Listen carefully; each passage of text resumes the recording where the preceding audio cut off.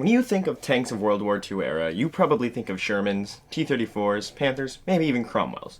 All of those commonly well-known tanks. And what do all those tanks have in common? They are all normal. Now, but what I have here today is not normal. It's a fucking unit of a tank.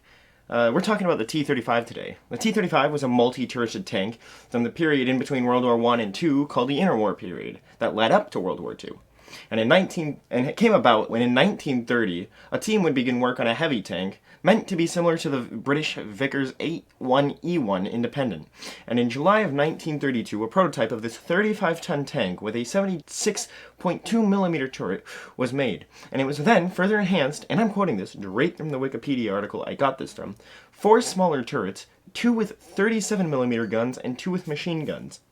Now, my only question here is, who in the factory took a look at this tank and thought to themselves, wow, I think I know how to make this work, then grabbed turrets and duct taped them to the hull. However, and luckily for my sanity and my brain power, this was found to be too expensive and scrapped for a way simpler idea.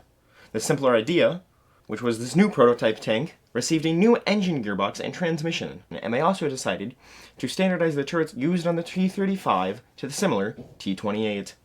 So after all of this firepower, you would think it would be used as a fighting vehicle. Well, that's pretty wrong, because it served for a while in the 5th Separate Heavy Tank Brigade in Moscow, primarily for parade duties, and from 1935 to 1940, where in March, the question was raised whether or not to withdraw the T-35 from the frontline service or convert it into heavy artillery vehicles, and they would be used again for combat as T-35s. In this time, it would see combat in battles such as the Battle of Brody, Operation Barbarossa, and the First Battle of Kharkov.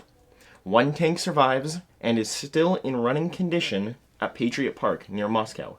So, remember, don't fuck with the Soviet army, because if not, they'll produce a 3-turreted tank and say fuck you and fuck your family. Goodbye.